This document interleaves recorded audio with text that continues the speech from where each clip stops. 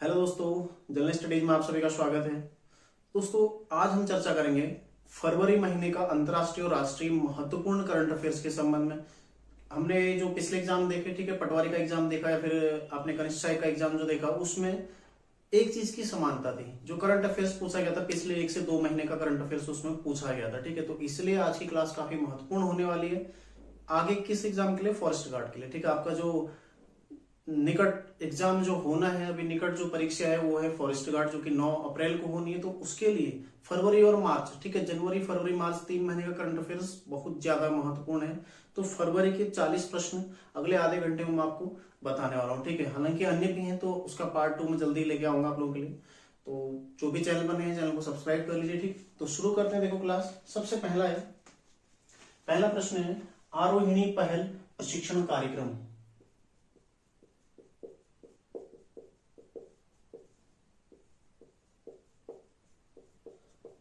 आरोहिणी पहल प्रशिक्षण कार्यक्रम,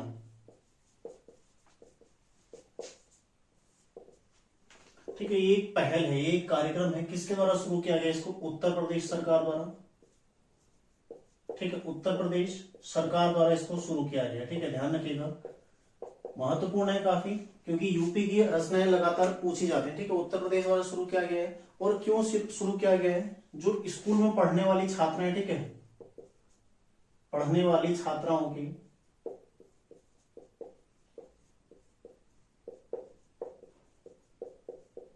पढ़ने वाली छात्राओं की, ठीक है, स्वतंत्रता आत्मविश्वास बढ़ाने हेतु के अंदर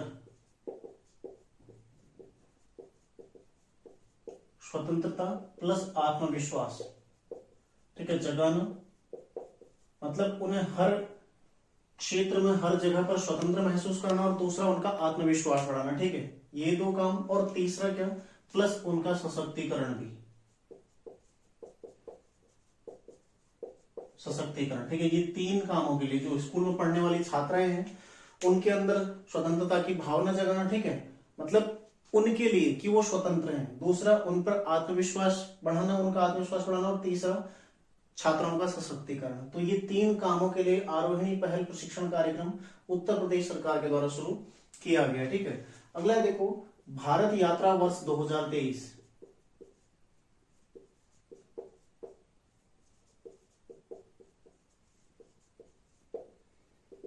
ये क्या है?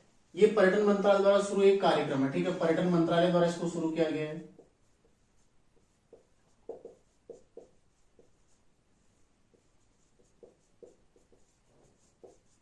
ठीक है। पर्यटन मंत्रालय द्वारा इसको शुरू किया गया है। और क्यों शुरू किया गया है? आप सभी जानते हैं कि वर्तमान में जो 18वां G20 सम्मेलन है वो भारत में आयोजित हो रहा है, ठीक है। भारत उसकी अध्यक्षता कर रहा है। और उसमें जो भी अतिथि आए हैं, मतलब जो भी अन्य देशों के यहाँ पर व्यक्ति आए हुए हैं, ठीक है, उनको भारत दर्शन कराना, ये क्या है इसका उद्देश्य है। तो ध्यान रखिएगा, अतिथियों को भारत दर्शन कराना,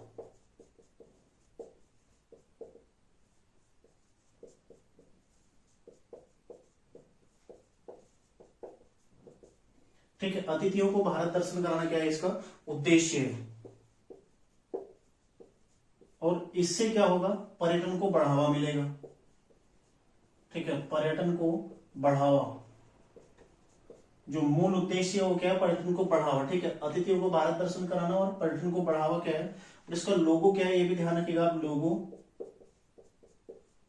लोगो क्या है? नमस्ते, ठीक है। जिसके अंतर्गत भारत की विभिन्न चीजें दर्शाई गई हैं, ठीक है। नमस्ते मतलब इस तरह से करते ना, ये जो हाथ का शेप बन रहा है, ये वाला नमस्ते, ठीक है। तो लोगो क्या है इसका? नमस्ते। लोगो पूछा जा सकता है, काफी महत्वपूर्ण है, ठीक है। उद्देश्य क्या है? पर्यटन को बढ़ावा। और भारत यात्रा वर्ष 2023, ठीक है, किसके द्वारा शुरू किया गया? पर्यटन मंत्रालय द्वारा। और ये भी आप सभी लोग जानते हैं कि भारत जो है G20 की अध्यक्षता कर रहा है, और 18वां सम्मेलन जो है वो भारत में हो रहा है, ठीक है। अगला प्रश्न है, देखो, विश्व world economic outlook, world economic outlook,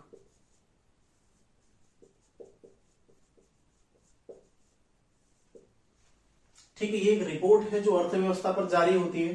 किसके द्वारा जारी होती है? अंतरराष्ट्रीय मुद्रा कोष द्वारा। अंतरराष्ट्रीय मुद्रा कोष, ठीक है, इसके द्वारा जारी होती है। इसके अनुसार, इस रिपोर्ट के अनुसार विश्व की जो वृद्धि दर है, इकोनॉमिक वृद्धि दर है, ठीक है, कितनी रहने वाली है?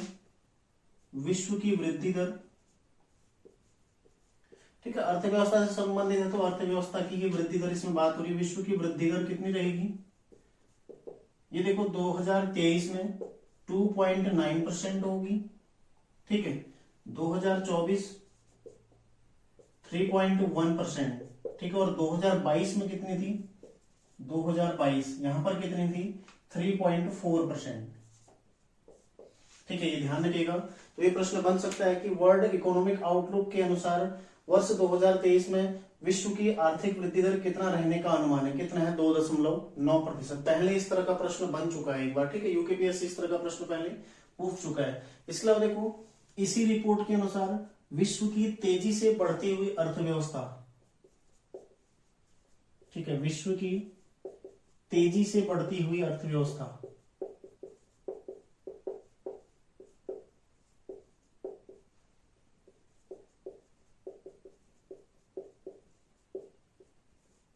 कौन है? भारत, ठीक है, ध्यान रखिएगा, विश्व की तेजी से बढ़ती हुई अर्थव्यवस्था कौन है? भारत। और 2023 में जो इसकी आर्थिक वृद्धि दर कितनी रहनी है 2023 में? 6.1%, ठीक है, काफी महत्वपूर्ण है। तो क्वेश्चन बन सकता है वर्ल्ड इकोनॉमिक आउटलुक के अनुसार या फिर अंतरराष्ट्रीय मुद्रा कोष के अनुसार, क्योंकि रिपोर्ट तो वही जारी कर रहा है, ठीक है, इन दोनों के अनुसार जो भारत की आर्थिक वृद्धि दर 2023 में कितना रहने का अनुमान है? 6.1%, ठीक है, काफी महत्वपूर्ण सवाल है, नोट कर लीजिएगा आप सभी लोग। अगला देखो, विश्व आर्द्र भूमि दिवस, विश्व आर्द्र भूमि दिवस, ठीक है, आर्द्र भूमि क्या होती है? जो दलदली भूमि होती है। कब मनाया जाता है? 2 फरवरी को, ठीक है, 2 फरवरी को मनाया जाता है आर्द्र भूमि दिवस, ठीक है। और पहली बार कब मनाया गया था? पहली बार, ये भी आपको पता होना चाहिए, 1997 में पहली बार मनाया गया था, ठीक है। और थीम क्या है 2022 की? इस बार की जो थीम है, थीम है देखो, it's time for wetland restoration, ठीक है, it's time for wetland restoration, ठीक है, महत्वपूर्ण है, पूछा जा सकता है। और भारत में वर्तमान में कुल कितने वेटलैंड एरिया हैं जो रामसर साइट में शामिल किए गए हैं? 75, और एक उत्तराखंड से भी कौन सा है? आसन, ठीक है, ये भी आपने ध्यान रखना, जिसको 2020 में रामसर साइट में शामिल किया गया था, ठीक है। अगला देखो, अगला अंतरराष्ट्रीय सौर गठबंधन में शामिल नया देश, ठीक है, अंतरराष्ट्रीय सौर गठबंधन में शामिल नया देश,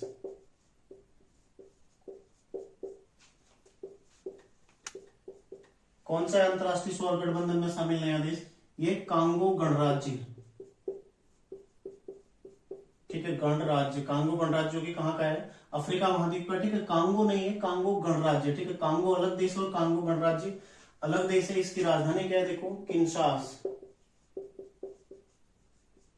ठीक है, इसकी राजधानी क्या है? किंशास है, जो कि नया देश ये शामिल हुआ अभी अंतरराष्ट्रीय सौर गठबंधन में। अंतरराष्ट्रीय सौर गठबंधन की यदि चर्चा करें तो इसकी स्थापना कब हुई थी? 2015 में। मुख्यालय कहाँ है इसका? मुख्यालय गुरुग्राम, ठीक है, गुरुग्राम, जो कि हरियाणा राज्य में आता है, ठीक है, गुरुग्राम में इसका मुख्यालय है। और स्थापना किसके द्वारा इसकी स्थापना की गई थी? भारत और फ्रांस के द्वारा, ठीक है, भारत प्लस फ्रांस द्वारा। किस दौरान की गई थी? COP21, यानी कि जो कॉन्फ्रेंस ऑफ पार्टीज, जलवायु परिवर्तन से संबंधित कॉन्फ्रेंस ऑफ पार्टीज हुई थी 21वीं, कहां पर हुई थी? पेरिस में, ठीक है।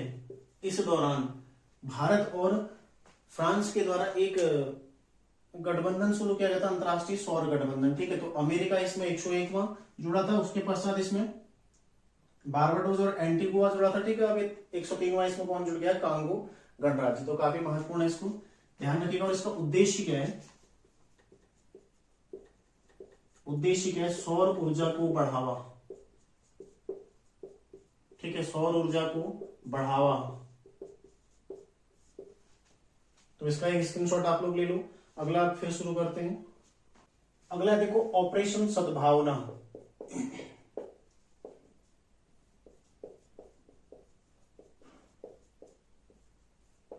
ठीक है, ऑपरेशन सद्भावना। तो जो भी ऑपरेशन, जो भी कुछ ऐसी पहल हो रही है, ये आपने याद जरूर रखनी है, क्योंकि पुलिस में भी हमने देखा था ऑपरेशन गंगा पूछा गया था, और अभी कनिष्ठ सहायक में भी एक ऑपरेशन दोस्त पूछा गया था। ठीक है, तो ऐसी चीजें आपने ध्यान रखनी है, पूछी जा सकती है, काफी महत्वपूर्ण है। ठीक है, तो इसे किसके द्वारा शुरू किया गया? भारतीय सेना द्वारा।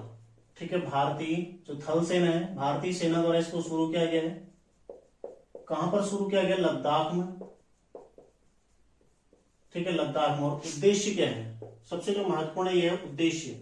किस उद्देश्य के साथ इसको शुरू किया गया है? यह देखो, जो दूर दराज के बच्चे हैं, ठीक है, दूर दराज के बच्चों को गुणवत्तापरक शिक्षा, ठीक है, गुणवत्तामूलक शिक्षा प्लस उनका इंफ्रास्ट्रक्चर विकास। ठीक है,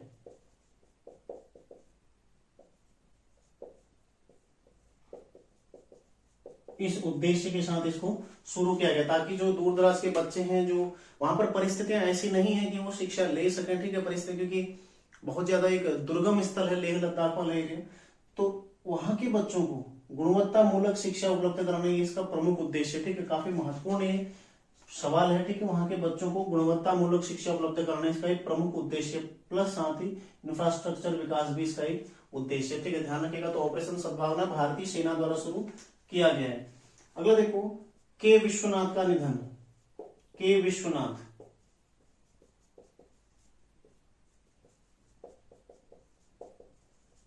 के विश्वनाथ का निधन। कौन थे के विश्वनाथ? यह देखो तेलुगु फिल्म इंडस्ट्री से संबंधित है। तेलुगु फिल्म इंडस्ट्री से संबंधित, ठीक है।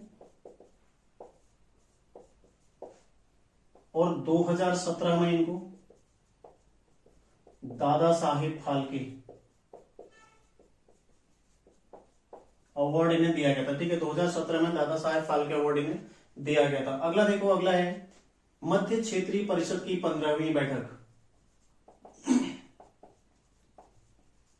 मध्य क्षेत्रीय परिषद की 15वीं बैठक कहां पर हुई? हाल ही में। देखो क्षेत्रीय परिषद है, एक है देखो उत्तर क्षेत्रीय परिषद, एक है देखो पूर्वी, ठीक है, दक्षिणी और पश्चिमी, ठीक है, एक है देखो मध्य क्षेत्रीय परिषद। अब एक उत्तर पूर्वी भी बन चुके हैं, तो कुल 6 क्षेत्रीय परिषदें हैं। इसकी 15वीं बैठक का आयोजन कहां पर किया गया? इसकी 15वीं बैठक का आयोजन हुआ था अभी हाल ही में उत्तराखंड के देहरादून में। ठीक है, देहरादून में। काफी महत्वपूर्ण सवाल है, इंपोर्टेंट, इसको कर लीजिएगा आप लोग। ठीक है, देहरादून में इसका आयोजन हुआ था मध्य क्षेत्रीय परिषद की 15वीं बैठक का। ठीक है, तो ये जो सारी क्षेत्रीय परिषद है, इनका मुखिया कौन होता है, इनका अध्यक्ष कौन होता है? गृह मंत्री। जो हेड होता है गृह मंत्री होता है। ठीक है, और इसमें कौन कौन शामिल हुए थे? देखो, उत्तर प्रदेश, मध्य प्रदेश, यूपी, ठीक है, एमपी, उसके अलावा देखो छत्तीसगढ़ प्लस उत्तराखंड, 4 राज्य इसमें शामिल हुए थे। तो मध्य क्षेत्रीय परिषद की 15वीं बैठक कहां पर हुई? उत्तराखंड के देहरादून में इसका आयोजन हुआ था। ठीक है, अगला प्रश्न है विश्व कैंसर दिवस। विश्व कैंसर दिवस, ठीक है, कब मनाया जाता है? 4 फरवरी को।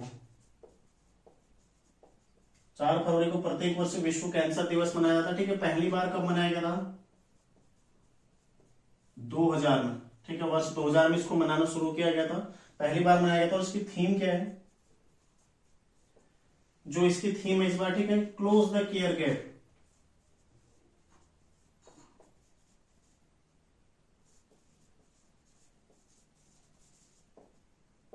ठीक है, क्लोज द केयर गैप इसकी क्या है? थीम है। और अगले 3 सालों के लिए, ठीक है, 2024 तक का, 2022 से 2024 तक 3 वर्षों के लिए इसकी यही थीम है, क्लोज द केयर गैप। ठीक है, 2022 में यही थी, 2023 में यही, और 2024 में भी यही रहेगी। ठीक है, काफी महत्वपूर्ण, ध्यान रखिएगा। अगला देखो, अगला है ग्रैमी अवार्ड 2023।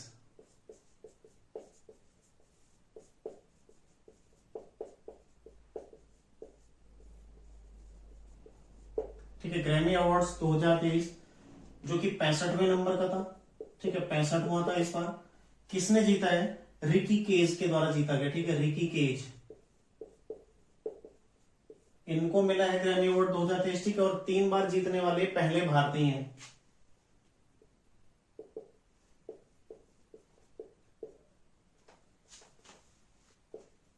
तीन बार जीतने वाले,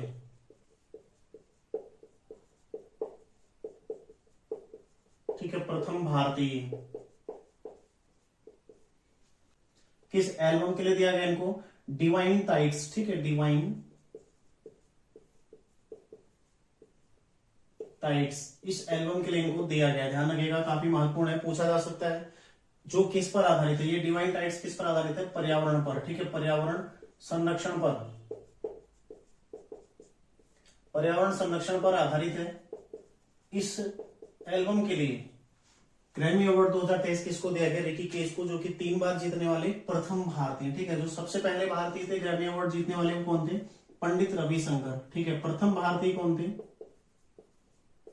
पंडित रविशंकर,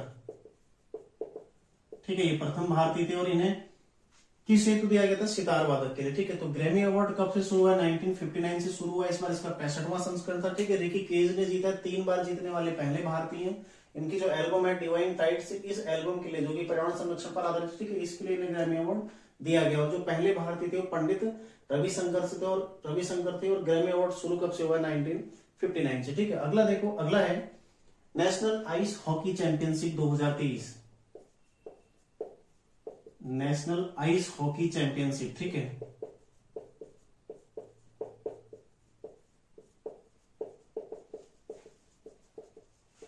चैंपियनशिप 2023, इसका आयोजन कहां पर किया जाएगा?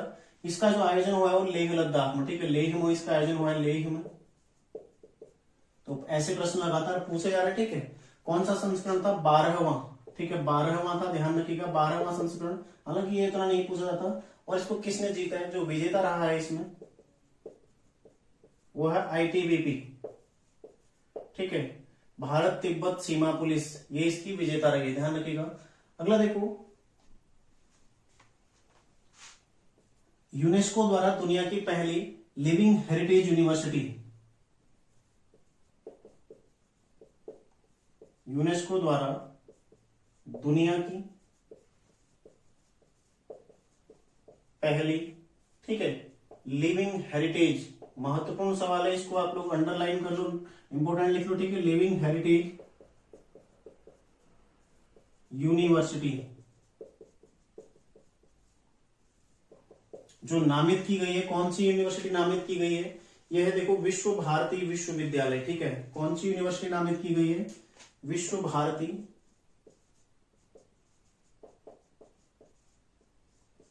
विश्वविद्यालय, ठीक है, विश्व भारती विश्वविद्यालय नामित किया गया है, जो कि कहां पर है? पश्चिम बंगाल में, ठीक है। ये भी आपने ध्यान रखना है, कहां पर है ये? पश्चिम बंगाल में, ठीक है। तो यूनेस्को द्वारा दुनिया की जो पहली लिविंग हेरिटेज यूनिवर्सिटी नामित की गई, कौन सी? विश्व भारती विश्वविद्यालय, जो कि पश्चिम बंगाल में। इसकी स्थापना कब हुई थी? ठीक है, स्थापना इस विद्यालय की, ठीक है, स्थापना कब हुई थी? 1921 में। किसके द्वारा की गई थी? रविंद्रनाथ टैगोर द्वारा,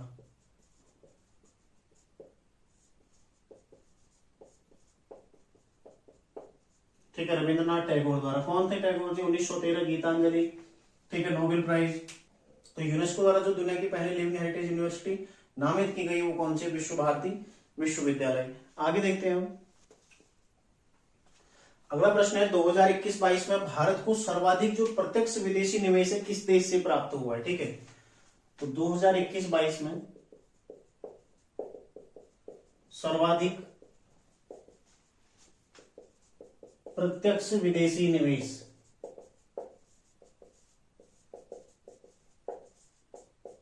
कहां से प्राप्त हुआ? ये हुआ है, देखो, यूएसए से, ठीक है, यूएसए। अमेरिका से कितना है? 23.4%।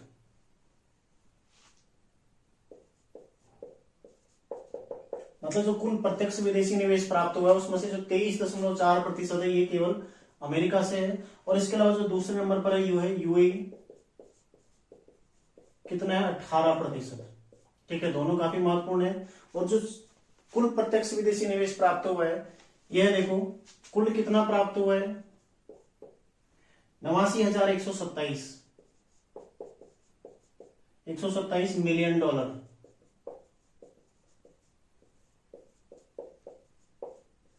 ये कुल प्राप्त हुआ है, इसमें से 18% यूएई और 27 लगभग 23% किसका है, अमेरिका का है। ठीक है, तो ध्यान रखिएगा, काफी महत्वपूर्ण है, पूछा जाएगा आगे।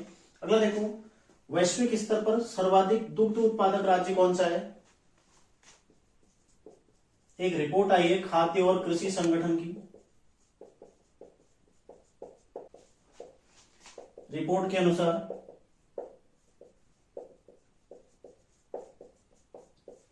वैश्विक स्तर पर सर्वाधिक दुग्ध उत्पादक देश,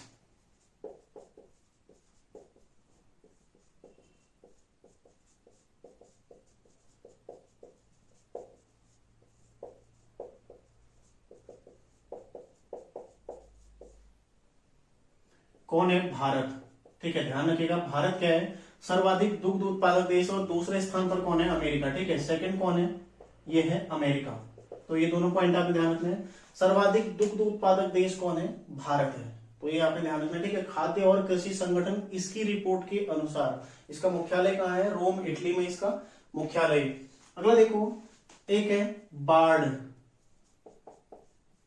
बार्ड चैटबॉट।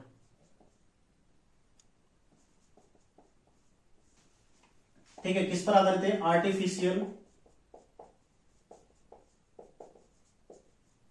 इंटेलिजेंसी, इस पर ये आधारित है। ठीक है, आर्टिफिशियल इंटेलिजेंस पर आधारित है बार्ड चैटबॉट। किसके द्वारा इसको शुरू किया गया, हाल ही में गूगल द्वारा। ठीक है, किसके द्वारा शुरू किया गया, ये गूगल द्वारा शुरू किया गया है, जो कि कनिष्ठ सहायक में पूछा गया था। ठीक है, गूगल द्वारा शुरू किया गया है। इसके अलावा एक और है चैट जीपीटी। ठीक है, चैट जीपीटी, ये किसके द्वारा शुरू किया गया, माइक्रोसॉफ्ट के द्वारा। ठीक है, माइक्रोसॉफ्ट, इसके द्वारा शुरू किया गया चैट जीपीटी। ठीक है, चैटबॉट मतलब ये क्या होता है, देखो ना, चैट रोबोट। ठीक है, चैट रोबोट, इस ये दो शब्दों से मिलकर बनाया गया, चैट दूसरा है रोबोट, इन दो शब्दों के मेल से ये बना है। ठीक है, और चैट जीपीटी ये किसके द्वारा शुरू किया गया, माइक्रोसॉफ्ट के द्वारा। ये भी आर्टिफिशियल इंटेलिजेंस पर आधारित है। होता क्या है ना, देखो ये दोनों आपस में मतलब एक हिसाब से कॉम्पिटिशन चल रहा है। ये क्या, ये दोनों आर्टिफिशियल इंटेलिजेंस मतलब ये सर्च करने की ही एक चीज है, जैसे गूगल पर हम सर्च करते हैं, तो ऐसे ही इन पर भी हम सर्च करेंगे। ठीक है, जब हम सर्च करते हैं गूगल पर, केवल सीमित मात्रा में हमें आंकड़े मिलते हैं, और इसमें हम किसी भी टॉपिक के बारे में, माना हमने जानना है कि 2000 से पहले का भारत का इतिहास, तो शुरू से लेकर लास्ट की चीजें, वो सारी चीजें आपको एक एक पॉइंट करके सारी चीजें इसमें बता देगा। ठीक है, तो ये ज्यादा क्या है, महत्वपूर्ण। ठीक है, ज्यादा उपयोगी है। ठीक है, तो पहले माइक्रोसॉफ्ट के द्वारा विकसित किया गया, और उसके पश्चात गूगल के द्वारा भी अपना बार्ड चैटबॉट शुरू किया गया, जो कि दोनों किस पर आधारित है, आर्टिफिशियल इंटेलिजेंस पर आधारित है। ठीक है, इसके अलावा देखो, एक भारत में भी, जो भारत में बना है वो है लेक्सी। ठीक है, ये भारत का है। ठीक है, मतलब भारत में ये वेलोसिटी कंपनी के द्वारा लॉन्च किया गया भारत में, ध्यान रखिएगा। ठीक है, वेलोसिटी कंपनी द्वारा लॉन्च।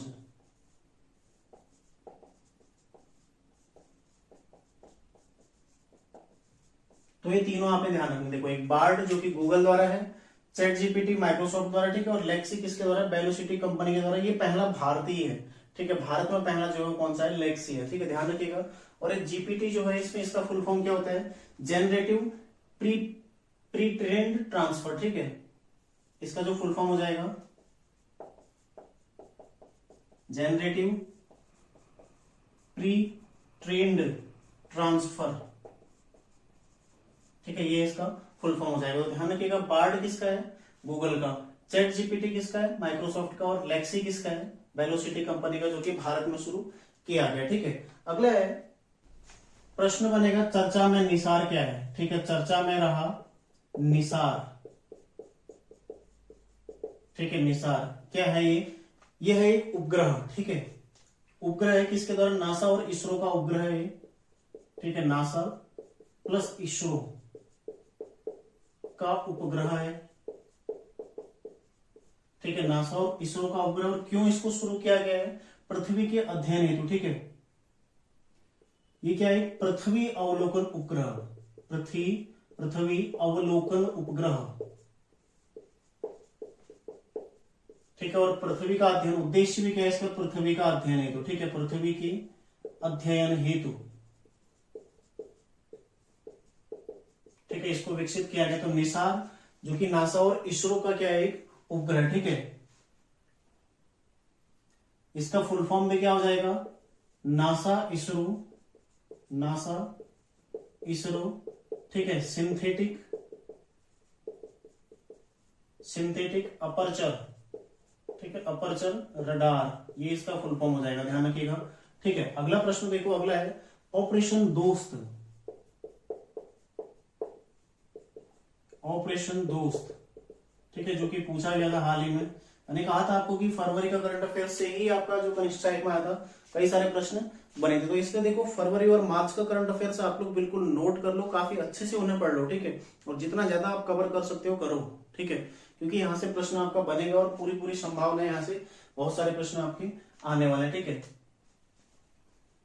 जो तुर्की में अभी भूकंप आया था, ठीक है, तुर्की में भूकंप आया था अभी,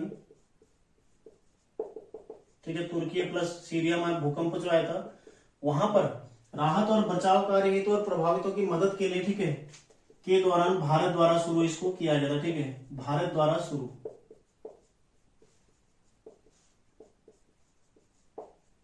ऑपरेशन दोस्त जो कि भारत के द्वारा शुरू किया गया था। तुर्की और सीरिया में काफी विशाल एक भूकंप आया था, ठीक है, 16-17 हजार लोगों की उसमें डेथ हो गई, जिसकी तीव्रता कितनी थी? 7.8, ठीक है। उसके जो रिक्टर पैमाने पर तीव्रता थी, तो काफी तेज भूकंप तुर्की में आया था। अगला देखो, अगला है एक पुस्तक हाल ही में लॉन्च हुई है, विक्ट्री सिटी,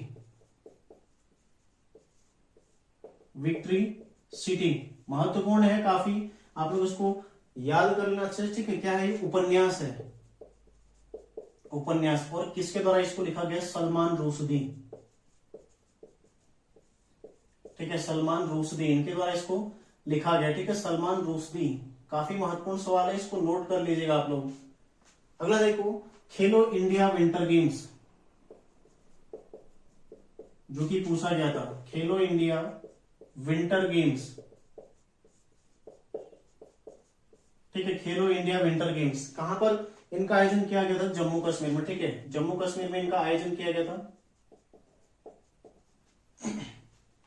कब से कब? 10 से 14 फरवरी, ठीक है, 10 से 14 फरवरी इनका आयोजन किया गया था। इसका तीसरा संस्करण था, ठीक है, ये भी ध्यान रखना, तीसरा संस्करण था। इसके अलावा दो और जो गेम आते हैं, एक है देखो खेलो इंडिया यूथ गेम्स, ठीक है, यूथ गेम्स कहां हुए? मध्य प्रदेश में 2023। और खेलो इंडिया यूनिवर्सिटी गेम्स, ठीक है, यूनिवर्सिटी गेम्स, ये कहां हुए? उत्तर प्रदेश में। तो ये सारे यहाँ पर आपके कवर हो गए। देखो, खेलो India winter games Jammu Kashmir में आयोजन, ठीक है, 10 से 14 फरवरी, और इसका तीसरा संस्करण था, ठीक है। खेलो इंडिया यूथ गेम्स कहां हुए? मध्य प्रदेश में हुए। और खेलो India university game Uttar Pradesh में हुए, ठीक है। और जो मध्य प्रदेश में यूथ गेम्स हुए थे, इसमें सर्वाधिक पदक महाराष्ट्र ने जीते थे, ये भी आपने ध्यान रखना। तो इसका एक स्क्रीनशॉट ले लो, आगे बढ़ते हैं। अगला देखो, महिला T20 world cup 2023,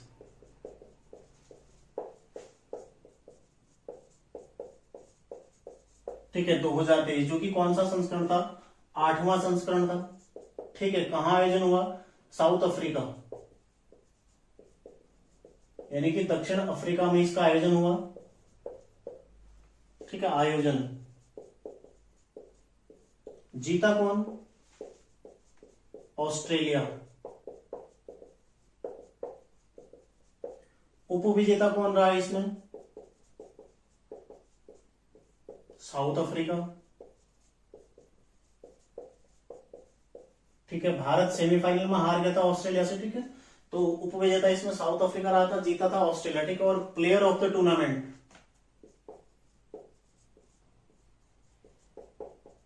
player of the tournament, ठीक है, कौन बना था player of the tournament? Gardner, Alyssa Gardner, ठीक है, ये ऑस्ट्रेलियाई खिलाड़ी है, ऑलराउंडर है, ठीक है। तो player of the tournament Alyssa Gardner बनी थी। तो ध्यान रखिएगा सारे के सारे फैक्ट इसमें देखो, उपविजेता साउथ अफ्रीका रहा और कुल कितनी टीमें इसमें शामिल हुई थी, 10 टीमें, ठीक है, कुल शामिल टीम, जो कि पूछा नहीं जाएगा वैसे, ठीक है, 10 टीमें इसमें शामिल हुई थी। तो देखो महिला T20 वर्ल्ड कप जो कि 8वां संस्करण था, आयोजन कहाँ हुआ, साउथ अफ्रीका में इसका आयोजन हुआ था, ठीक है, ध्यान रखिएगा। जीता कौन है, ऑस्ट्रेलिया, और उपविजेता कौन रहा है, साउथ अफ्रीका। अगला सवाल है देखो, golden book award 2023,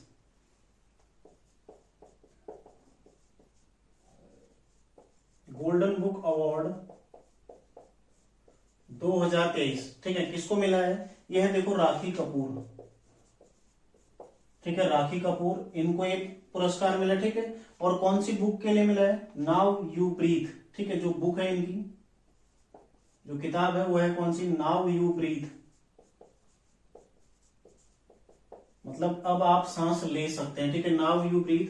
golden book award किसको मिला, राखी कपूर को, बुक है नाउ यू ब्रीथ, इसके लिए इनको मिला। ये क्या है, एक फिजियोथेरेपिस्ट है, ठीक है, ये क्या है, एक फिजियोथेरेपिस्ट है, भी ध्यान रखिएगा आप लोग। अगला देखो, तर्कस अभ्यास, तर्कस अभ्यास, ठीक है, तर्कस अभ्यास किस किस का है, भारत प्लस यूएसए, ठीक है, भारत प्लस यूएसए, काफी महत्वपूर्ण है, इसको आप लोग इंपोर्टेंट कर लीजिएगा, ठीक है, अंडरलाइन कर लो, काफी महत्वपूर्ण है, ठीक है। उद्देश्य क्या है देखो, सबसे पहले इसका आयोजन, ठीक है, आयोजन कहां हुआ, चेन्नई में, ठीक है, कहां पड़ता है, तमिलनाडु में, आयोजन उसका चेन्नई में हुआ था, ठीक है। और उद्देश्य क्या है, उद्देश्य है परमाणु, रासायनिक और जैव आतंकी हमलों की प्रतिक्रिया के लिए, ठीक है, परमाणु हमले या फिर रासायनिक हमले या फिर जैविक हमले, ठीक है। जैविक हमले क्या होते हैं, जैसे कोई आपने कोई मतलब जैसे माना कोई वायरस बनाया और उसको छोड़ दिया, ठीक है, तो जैविक हमला हो गया। तो जैविक हमले, जैविक आतंकी हमले, ठीक है, आतंकी हमलों की प्रतिक्रिया हेतु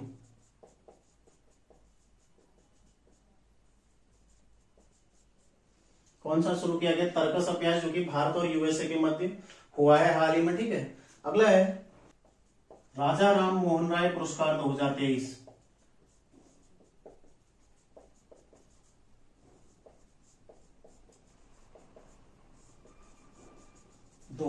ठीक है, किसको दिया गया, ये दिया गया देखो ए बी के प्रसाद, ए बी के प्रसाद, ठीक है, इनको दिया गया, ध्यान रखिएगा, राजा राम मोहन राय पुरस्कार 2023 का।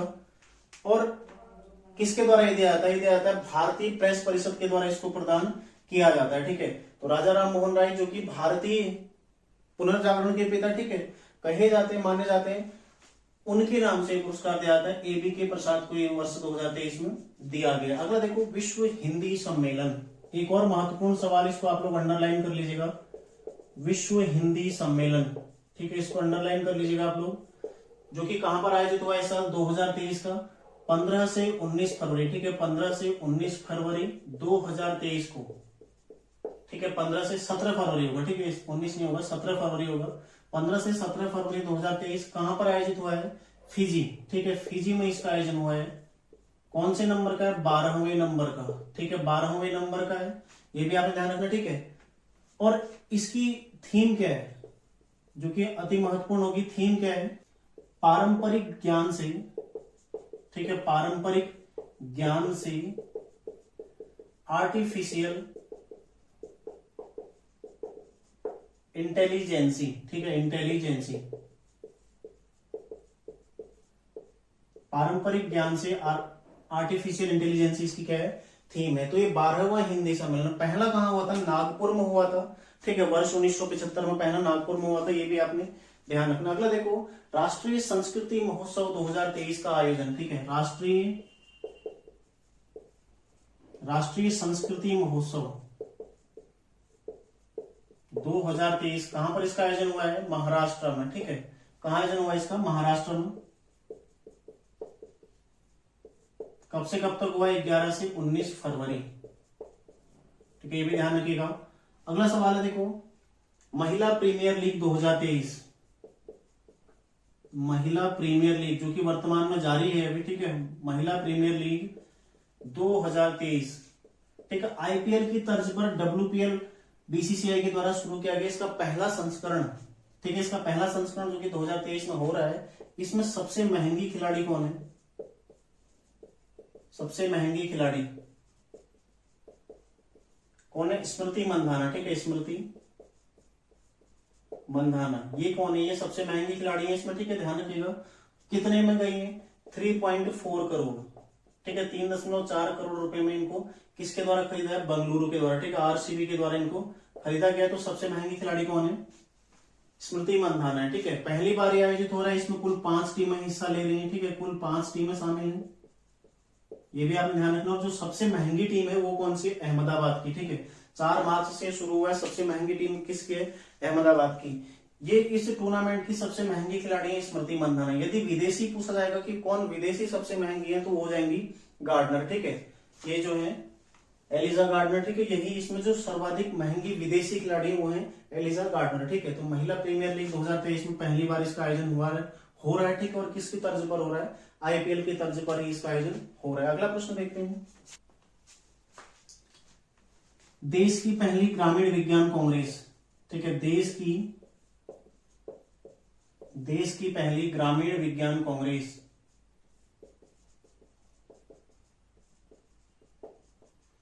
ठीक है, इसका आयोजन कहां पर हुआ? इसका आयोजन हुआ देखो झांझरा देहरादून में। ठीक है, झांझरा देहरादून में। ठीक है, विज्ञान धाम है वहां पर देहरादून। ठीक है, विज्ञान धाम झांझरा देहरादून में इसका आयोजन हुआ है, जो कि 10 फरवरी को इसका शुभारंभ हुआ था। ठीक है, जो राज्य का उत्तराखंड राज्य विज्ञान एवं प्रौद्योगिकी कांग्रेस 2023 का आयोजन हो रहा था। ठीक है, 17वीं, उसके अंतर्गत देश की पहली ग्रामीण विज्ञान कांग्रेस का आयोजन देहरादून में हुआ था। ठीक है, और किसके द्वारा इसका शुभारंभ किया गया? ये थे पुष्कर सिंह धामी, जो कि मुख्यमंत्री। ठीक है, इनके द्वारा इसको शुरू किया गया। तो ध्यान रखिएगा, इसका एक स्क्रीनशॉट ले लो। आगे बढ़ते हैं। तो पूरा करंट अफेयर्स आपको मिलेगा इसमें। ठीक है, फरवरी का भी मैं कराऊंगा 3 क्लास को, मैं मार्च का भी कराऊंगा, और साथ ही उत्तराखंड का फरवरी और मार्च का ये भी मैं करंट अफेयर्स कराऊंगा। बाकी पुराना जो मैं पहले ही करा चुका हूं आपको। ठीक है, पूरे साल भर का भी कराया, 2022 का 2023 का भी करवा रखा है, जनवरी महीने का। तो वहां से आप लोग उसको नोट कर लीजिएगा। ठीक है, आगे देखते हैं। देखो, एक है धर्म गार्जियन। ठीक है, धर्म गार्जियन। ठीक है, सैन्य अभ्यास है धर्म गार्जियन, सैन्य अभ्यास। ठीक है, इसका आयोजन कहां पर हो रहा है और किस किस के मध्य है? ठीक है, यह देखो एक संयुक्त सैन्य प्रशिक्षण अभ्यास है। ठीक है, संयुक्त सैन्य प्रशिक्षण भारत प्लस जापान, भारत और जापान, इन दोनों देशों के मध्य। और आयोजन कहां हो रहा है इस बार इसका? 2023 में आयोजन है इसका जापान में। ठीक है, 2023 का आयोजन कहां पर हो रहा है इसका? जापान में हो रहा है। ध्यान रखिए, कब से कब तक है? 17 फरवरी से 2 मार्च। ठीक है, 2 मार्च, 17 फरवरी से 2 मार्च तक इसका आयोजन हुआ है। तो धर्म गार्जियन, या फिर आप एक और है वीर गार्जियन। ठीक है, वीर गार्जियन, और एक है देखो शिन्योमित्री। ठीक है, शिन्योमित्री। ये तीनों अभ्यास किस किस के हैं? भारत और जापान के मध्य। ठीक है, धर्म गार्जियन, वीर गार्जियन और शिन्योमित्री, 3 अभ्यास भारत और जापान के मध्य। एक और है जो चौथा है, वो कौन सा है? मालाबार। ठीक है, मालाबार। ये इसमें भारत जापान सहित 2 और देश हैं, जिसमें ऑस्ट्रेलिया और साथ में अमेरिका। ठीक है, तो ये 4 देशों का है। बाकी वीर गार्जियन, शिन्योमित्री और धर्म गार्जियन किस किस का है? भारत और जापान का। ठीक है, सैन्य अभ्यास है। अगला देखो, वित्तीय साक्षरता सप्ताह। वित्तीय साक्षरता सप्ताह। ठीक है, कब से कब तक मनाया गया था? 2023। इसका आयोजन 13 से 17 फरवरी तक हुआ था। ठीक है, 2023। आयोजन किसके द्वारा किया गया? आयोजक कौन है? Reserve bank of India. ठीक है, आरबीआई। कब से कब तक हुआ था? 13 से 17 फरवरी। ठीक है, 13 से 17 फरवरी इसका आयोजन हुआ था। आयोजक कौन है? आरबीआई। ठीक है, ये भी ध्यान रखना आपने। और इसकी शुरुआत कब हुई थी? 2016 में। शुरुआत कब हुई थी? 2016 में। ठीक है, तो ज्यादा महत्वपूर्ण नहीं, इतना नहीं पूछा था। ठीक है, और इसका जो थीम है 2023 के लिए, थीम क्या है? Good financial behaviour. ठीक है, good financial good financial behaviour, good financial behaviour इसकी क्या थीम है। तो वित्तीय साक्षरता सप्ताह 2023 जो कि 13 से 17 फरवरी आरबीआई के द्वारा शुरू किया गया था। ठीक है, अगला है अंतरराष्ट्रीय महिला T20 में, अंतरराष्ट्रीय महिला T20 में 100 विकेट लेने वाली पहली भारतीय महिला। ठीक है, 100 विकेट लेने वाली पहली भारतीय, ठीक है, लेने वाली पहली भारतीय कौन है? दीप्ति शर्मा। ठीक है, दीप्ति शर्मा जो कि उत्तर प्रदेश की रहने वाले हैं। ठीक है, ये भी ध्यान रखिएगा, उत्तर प्रदेश के रहने वाले हैं और यूपी की टीम से अभी WPL में खेल भी रहे हैं। तो अंतरराष्ट्रीय महिला T20 में 100 विकेट लेने वाली पहली भारतीय, महिला भी नहीं, पहली भारतीय। ठीक है, कोई पुरुष भी अभी तक, कोई भारतीय जो पुरुष गेंदबाज है वो भी 100 विकेट अंतरराष्ट्रीय T20 में नहीं ले पाया। ठीक है, तो पहली भारतीय कौन है? दीप्ति शर्मा। और काफी महत्वपूर्ण ये सवाल है और एक काफी अच्छी बात भी है। ठीक है, ध्यान रखिएगा कौन है? दीप्ति शर्मा। अगला देखो, अगला है रणजी ट्रॉफी 2023।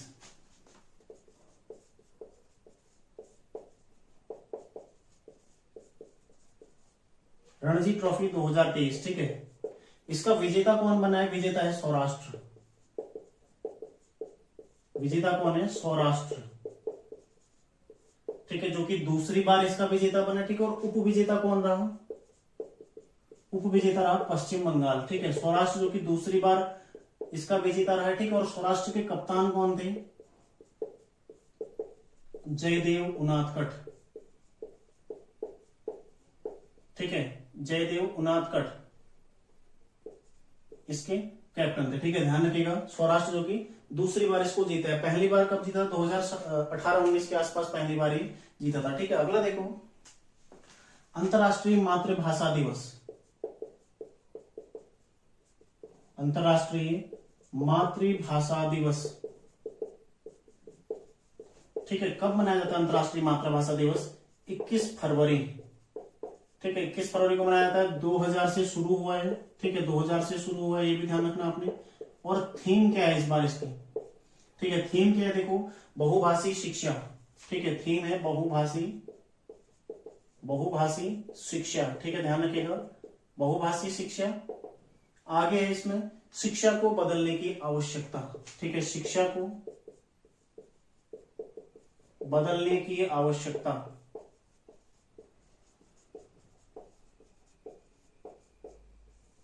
ठीक है, ये इसकी थीम है, बहुभाषी शिक्षा, शिक्षा को बदलने की आवश्यकता। ठीक है, अगला एक और है, देखो डस्टलिक सैन्य अभ्यास। ठीक है, डस्टलिक सैन्य अभ्यास, सैन्य प्रशिक्षण अभ्यास किस किस के मध्य है? इंपोर्टेंट लगा लीजिएगा इसको। ठीक है, सैन्य प्रशिक्षण अभ्यास जो कि उत्तराखंड में ही इसका आयोजन हुआ है, इसलिए काफी महत्वपूर्ण हो जाता है। ठीक है, भारत और उज्बेकिस्तान के मध्य। ठीक है, भारत प्लस उज्बेकिस्तान,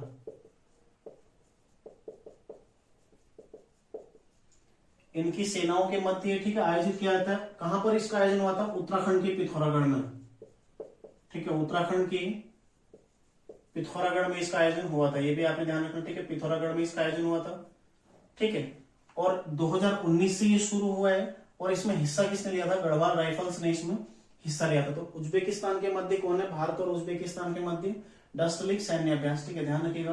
अगला देखो, अगला है अंतरराष्ट्रीय क्रिकेट में, अंतरराष्ट्रीय क्रिकेट में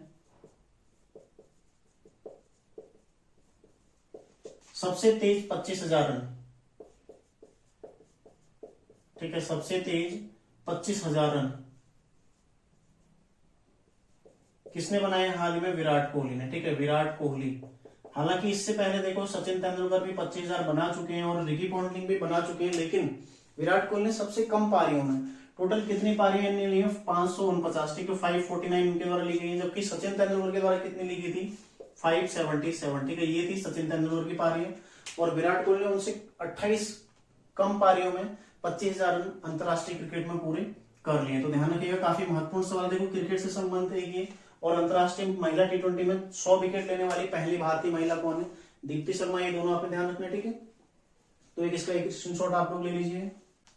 तो आज की क्लास में इतना ही करते हैं, अगली क्लास परसों आपकी आएगी, ठीक है। आज कल आपका कवि परिचय जो चल रहा है उसमें लेखकों के बारे में अब आएगा, ठीक है। बाकी अगली क्लास उसके पश्चात परसों फरवरी करंट अफेयर्स। तो आगे जो आपका एग्जाम होना है वहां तक का एक एक दिन छोड़ के मैं लगातार आपको करंट अफेयर्स पूरा करा दूंगा, ठीक है। तो बिल्कुल भी आपको जल्दीबाजी में भागना नहीं है कि फटाफट मैं क्लास दे दूं आपको सारा एक साथ दे दूं, तो ऐसे आपको भी दिक्कत होगा याद करने में, ठीक है। और साथ ही इतनी क्लासेस रिकॉर्ड करना मेरे लिए भी थोड़ा मुश्किल होता है। तो धीरे धीरे हम लोग पूरा कवर हम कर लेंगे, ठीक है। मार्च के 31 मार्च तक का हमारा पूरा मार्च का भी मैं कंप्लीट आपको करा दूंगा, ठीक है। तो मिलते हैं नेक्स्ट क्लास में, तैयारी आप लोग करते रहिए। धन्यवाद।